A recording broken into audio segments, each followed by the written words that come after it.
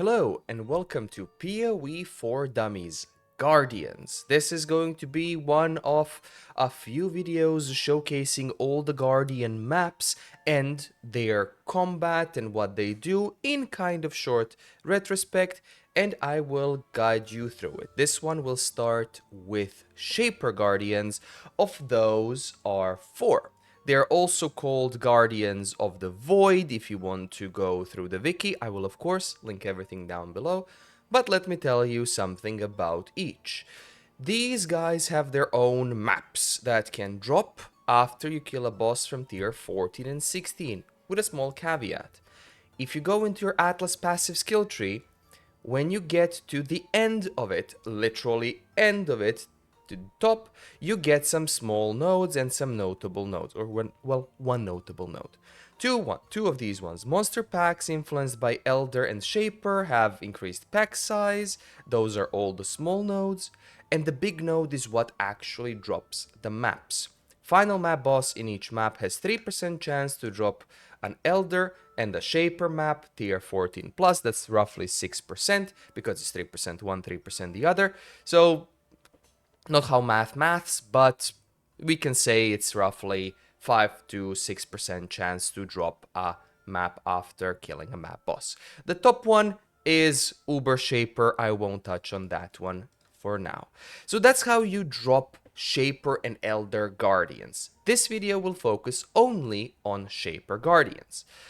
As with Guardian maps, they are in their own separate part in the map tab called Guardian Maps. By default, if you right click it, if you tap on the tab, you can see Guardian Maps. Now, these are the Conquerors, these are the Elders, these are the Shapers, the last 4. Those are what we are gonna cover today. So 4 Guardians exist, and they are called Hydra, Phoenix, Minotaur, and Chimera. Each one of them have their own separate map. The layout does not change. We'll see on Elder the layout changes, but on these ones the layout does not change. It's mostly linear maps, besides Phoenix, who has like 2 branches, 2 dead branches, whatever. But mostly they are linear maps. You get to the boss and the boss has a few mechanics. They're not difficult. They are nothing to be worried about, but be careful, because monster mods that appear on these maps actually affect the boss as well, for some odd reason, but it is what it is. So they affect, so be careful what you're running. That will also increase the map bosses abilities and whatnot. Now, when it comes to the Guardians themselves, let's start with Phoenix. I will briefly explain it here and then go into the video. So Phoenix starts at the end of his square arena, and he also has, it's easier to actually have it here. Let's see, I got too far. There we go. So his arena looks like this. He starts at the end, and the first attack that he will do, always, what I've noticed, is this whirling charge thing, where he charges in on you and does this. So charge, 1, 2, 3, and he rotates. Second attack after he does the whirling charge, which is I think always the case, is the firebomb. The firebomb is basically he stands like curled, he collects all the spiritual energy, and then kaboom. So basically fire damage things. This is how it looks. So he holds in, there it is, and every single one of these red swirlies, wheels, even on myself, is a debuff that says minus 50% fire resistance in large area while affected by debuff, and his bomb has a radius, can be increased by AoE. So, and the radius is roughly like this. That's like what, 10 centimeters or so, like a few inches. That's like what, 6 inches, 5 inches. So that's the second attack. He then continues to either do whirling blades, melee attacks, and so on, but he spawns these phoenixes. Phoenixes and himself, they drop these swirlies that basically go in a direction. I don't know if they mentioned the swirlies. Yes, there's a debuff, fire projectiles, fire spout. That's a fire spout. And those happen over and over. And then he does the same thing. Sometimes he does whirling, melee attack, and then he does the bomb. That's basically it. He spawns phoenixes, I think total of 8 or something max, but from these spouts he basically shoots these whirling things, and that's it. Nothing too much, basically a few mechanics, and be careful. So be careful, the moment you enter the map, he's doing the linear attack into the bomb, avoid it, then DPS, and go on. That's basically it. Now, the reward for the Phoenix map is a fragment called Fragment of the Phoenix, which is here in your fragment tab. So that's the Phoenix one. I don't have one because I attempted to do Uber Shaper, but that's a separate thing. So Phoenix is there. When you kill all 4, you can go into the Shaper's realm and try to kill the Shaper. Okay, without further ado, next one, Hydra. Hydra basically is an archer. Hydra is, I think, cold damage. Yes, cold damage. Hydra has an arrow, regular arrow, barrage, fork arrow, and teleport. He basically, or she basically disappears and then appears later on. And there are some towers that shoot ice bombs from the side. So let me show you. Let me show you Hydra. Hydra is also a linear map. You get to the end. When you enter the arena, Hydra, she is at the end of this rectangle. So this is more of a rectangle type map. So she does the first shot, charge the shot, as you can see. So dodge it. And then that charge shot forks around. Then next one, that's a barrage shot. You will see all these animations clearly. That's a teleport shot when she shoots up and then she shoots down somewhere and she shoots basically these projectiles from above. You're rarely gonna get hit by those, but it is what it is.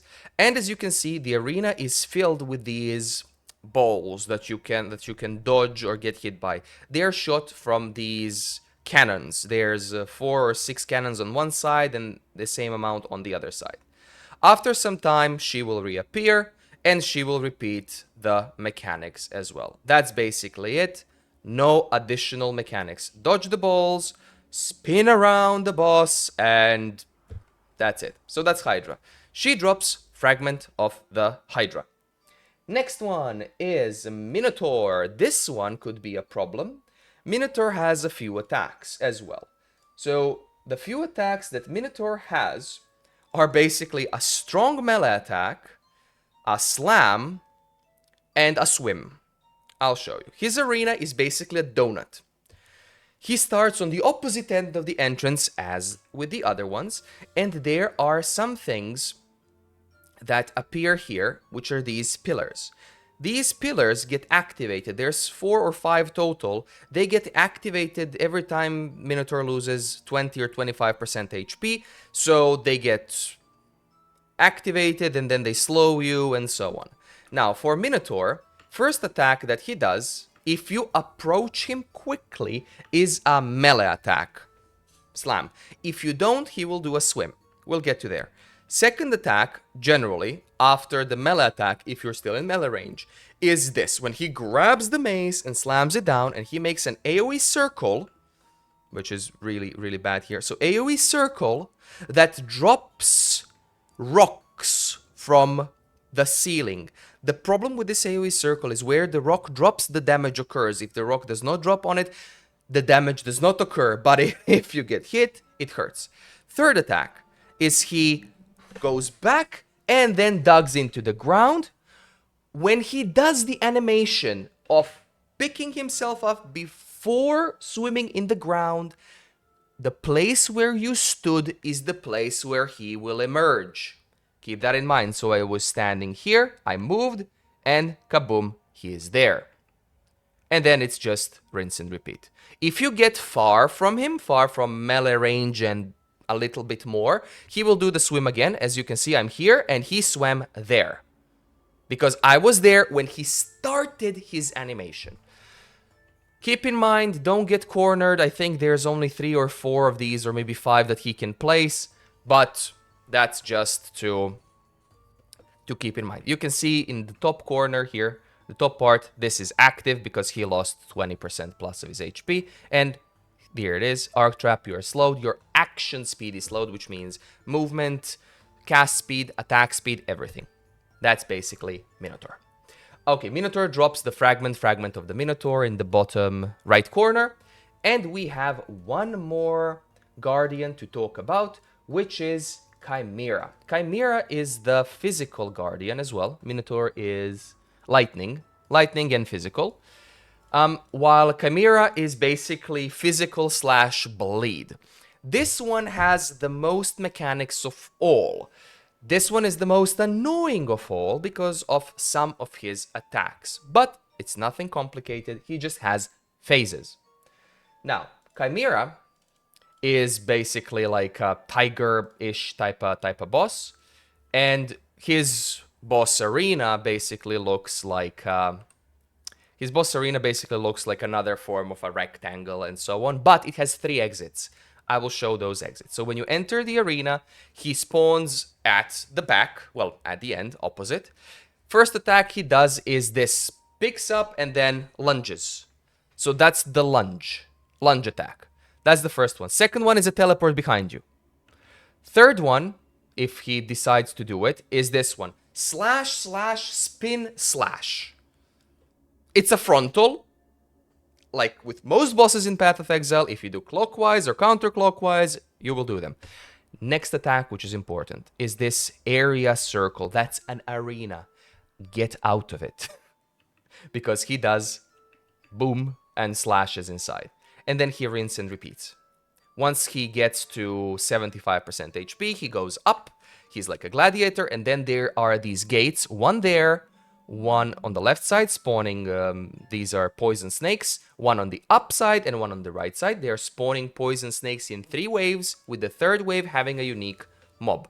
So the 2nd wave is there. They will all charge to you. They have a poison attack.